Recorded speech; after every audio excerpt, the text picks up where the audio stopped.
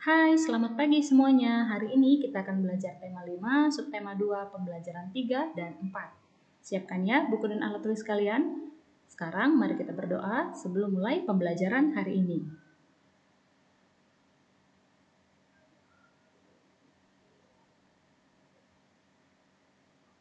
Baiklah, mari kita mulai pembelajaran hari ini. Masih ingatkah kalian dengan bunyi sila kelima Pancasila? Apa bunyinya? Ya, keadilan sosial bagi seluruh rakyat Indonesia. Apa lambangnya? Padi dan kapas. Sila kelima digambarkan dengan lambang padi dan kapas. Keduanya merupakan kebutuhan pokok rakyat Indonesia. Padi digambarkan sebagai pangan yang menjadi makanan pokok, sedangkan kapas merupakan bahan dasar dari sandang yang dipakai, pakaian. Lambang padi dan kapas menggambarkan bahwa antara masyarakat yang satu dengan yang lainnya tidak ada perbedaan kesenjangan sosial. Jadi semuanya sama-sama makhluk sosial yang memerlukan makanan dan pakaian. Semuanya setara.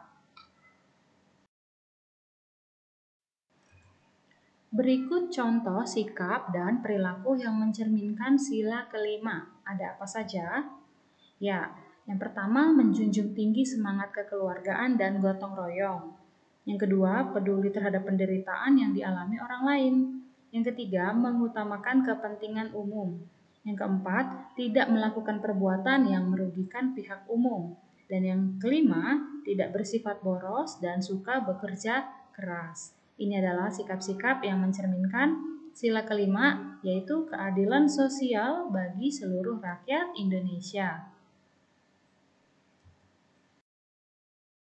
Nah, berikut ini perbuatan-perbuatan atau sikap yang sesuai dan tidak sesuai dengan sila kelima Pancasila di lingkungan rumah atau di lingkungan sekolah.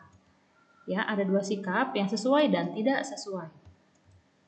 Tidak pilih kasih dalam berteman, ini adalah sikap yang sesuai. Jadi kita berteman harus dengan siapa saja, tidak boleh pilih-pilih. Sedangkan yang tidak sesuai, pilih kasih dalam berteman. Jadi kita hanya mau berteman dengan orang-orang yang kita mau. Tidak ya, semua harus kita temani. Yang kedua, melakukan kegiatan yang bermanfaat untuk kepentingan bersama. Jadi semuanya harus mendapatkan atau merasakan manfaatnya, tidak hanya kita saja. Sedangkan yang tidak sesuai, yaitu mengutamakan kepentingan pribadi. Menolong adik yang sedang memerlukan bantuan, itu adalah sikap yang sesuai dengan sila kelima Pancasila. Sedangkan yang tidak sesuai, tidak mau menolong adik yang memerlukan bantuan. Kita dapat melihat dengan indera penglihatan kita atau dengan mata. Tetapi jika ada yang salah atau bermasalah dengan mata kita, tentu kita menggunakan alat bantu ya, misalnya berupa kacamata. Nah, itu semua bisa menjadi bantuan bagi kita karena memanfaatkan sifat cahaya yang dapat dibiaskan. Sifat cahaya dapat dibiaskan dan dapat dimanfaatkan untuk membuat alat-alat yang dapat membantu pekerjaan manusia. Alat optik merupakan alat untuk membantu penglihatan manusia. Alat optik ada bermacam-macam dan fungsinya juga berbeda-beda. Yang pertama, lup atau kaca pembesar. Kalian pernah lihat benda ini? Ya, benda ini dapat memperbesar ukuran asli dari benda jika kita melihat dari kaca pembesar. Yang kedua, mikroskop. Benda ini dipakai untuk melihat benda-benda yang kecil tak kasat mata, tapi jika benda itu diletakkan di bawah kaca mikroskop, benda itu akan terlihat melalui teropongnya. Kacamata. Siapa di sini yang sudah pakai kacamata? Ya, kalian sudah memakai kacamata karena penglihatan kalian mulai tidak bagus ya, agak buram. Jadi dibantu dengan kacamata. Teleskop ini dipakai untuk melihat benda-benda di langit ya, luar angkasa.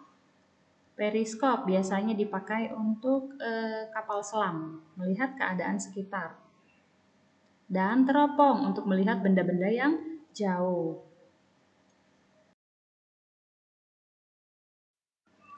Mari mengenal pahlawan wanita Indonesia. Selain Raden Ajeng Kartini, kita masih punya banyak pahlawan Indonesia yang sangat hebat dan berjasa tentunya bagi kemerdekaan Indonesia.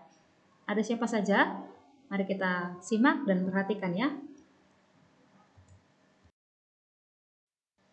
Cut Nyak Dien lahir pada tahun 1848 dari keluarga kalangan bangsawan yang taat beragama di Aceh Besar.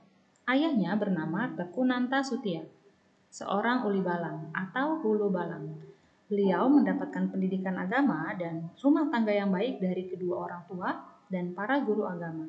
Semua ini membentuk kepribadian beliau yang memiliki sifat tabah, teguh pendirian, dan tawakal.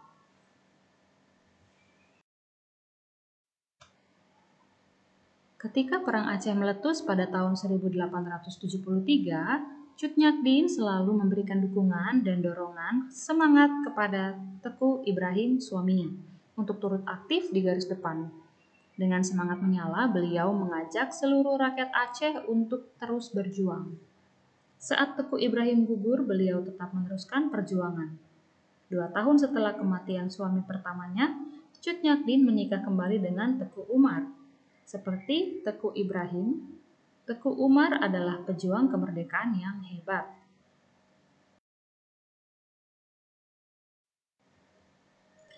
Suatu ketika, Teku Umar pernah mengecoh Belanda dengan pura-pura bekerja sama pada tahun 1893.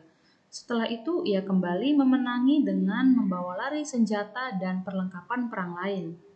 Namun, dalam pertempuran Melaboh tanggal 11 Februari 1899, Teku Umar gugur. Sejak meninggalnya Teku Umar, Cut Nyak Dien memimpin dan mengatur perlawanan rakyat Aceh terhadap Belanda. Seluruh barang berharga yang masih dimilikinya dikorbankan untuk biaya perang. Meski tanpa dukungan dari suami, perjuangannya tidak pernah surut. Perlawanan yang dilakukan secara bergerilya itu dirasakan Belanda sangat mengganggu, bahkan membahayakan kedudukan mereka di tanah Aceh. Dengan alasan itu, pasukan Belanda selalu berusaha menangkapnya.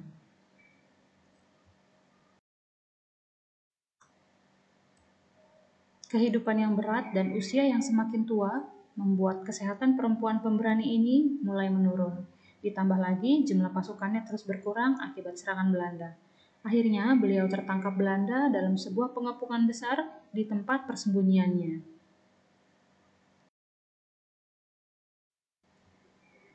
Beliau kemudian diasingkan ke Sumedang, Jawa Barat.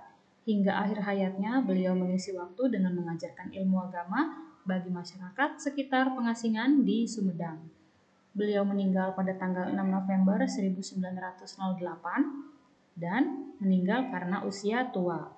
Beliau diangkat sebagai pahlawan nasional Indonesia pada tanggal 2 Mei 1964.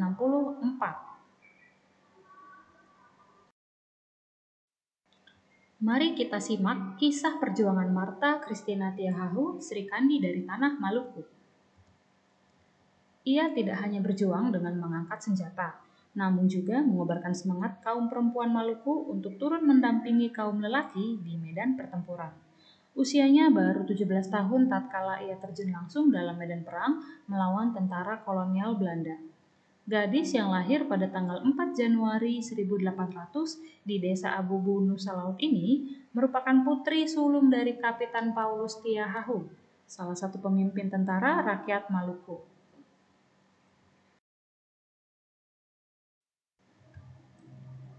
Dialah Martha Christina Tiahahu Sri Kandi dari tanah Maluku. Meski masih sangat belia, ia dikenal baik di kalangan para pejuang dan masyarakat sampai di kalangan musuh sebagai gadis pemberani dan konsekuen terhadap cita-cita perjuangannya. Dengan rambut panjang yang terurai ke belakang serta berikat kepala sehelai kain benang, ia mendampingi ayahnya angkat senjata untuk mengusir penjajah di Pulau Nusa Laut maupun di Pulau Saparua.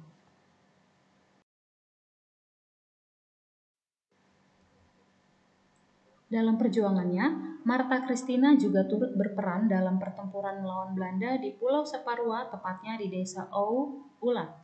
Di tengah keganasan pertempuran itu, Martha Christina tampil memberikan kobaran semangat kepada pasukan Nusa Laut untuk menghancurkan musuh. Pada pertempuran tersebut, Richmond, seorang pimpinan perang Belanda, dapat dihabisi oleh pasukan Martha Christina. Dengan kematian pemimpin Belanda, penjajah semakin brutal dalam menekan dan menyerang rakyat Maluku. Tanggal 12 Oktober 1817, Vermeulen Kringer memerintahkan serangan umum terhadap pasukan rakyat. Vermeulen Kringer memberi komando untuk keluar dari kubu-kubu dan kembali melancarkan serangan dengan sampur yang terhunus.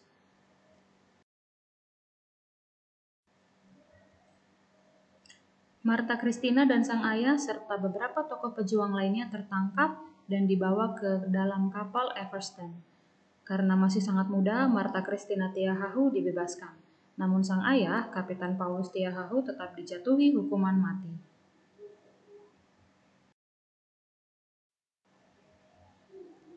Pada suatu operasi pembersihan pada bulan Desember 1817, Martha Christina Tiahahu beserta 39 orang lainnya tertangkap dan dibawa dengan kapal Everston ke Pulau Jawa untuk dipekerjakan secara paksa di perkebunan kopi. Selama di atas kapal, kondisi kesehatan Martha Christina Tiahahu semakin memburuk. Ia menolak makan dan pengobatan.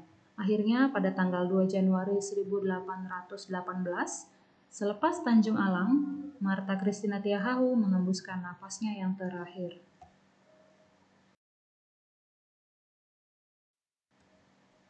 Martha Christina Tiahahu secara resmi diakui sebagai pahlawan nasional tanggal 20 Mei 1969 berdasarkan surat keputusan Presiden Republik Indonesia nomor 012-TK-tahun 1969. Berkat pengorbanannya tersebut, pemerintah Maluku membuat monumen untuk mengenang jasa Martha Christina Tiahahu. Berdasarkan kisah tadi, kita bisa temukan informasi penting mengenai kisah perjuangan Martha Christina Tiahahu, Sri Kandi dari Tanah Maluku, yaitu Martha Christina Tiahahu lahir pada tanggal 4 Januari 1800 di Desa Abubu, Nusa Laut. Beliau melawan kolonial Belanda sejak usia 17 tahun dan secara resmi diakui sebagai pahlawan nasional pada tanggal 20 Mei 1969. Beliau wafat atau gugur pada tanggal 2 Januari 1818.